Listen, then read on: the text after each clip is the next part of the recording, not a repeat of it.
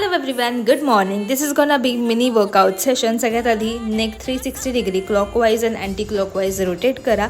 त्यानंतर जसे आपल्या लाईफमध्ये अप अँड डाऊन येतात तसंच आपल्याला चिन अप अँड चिन डाऊन करायची आहे. अँगर इश्यूज तर आपल्याकडून होल्ड होत नाहीत, पण नेक लेफ्ट अँड राईट साईडला नक्की होल्ड करा. त्यानंतर तुमचे 2.5 किलो के हात clockwise and anti clockwise rotate करा.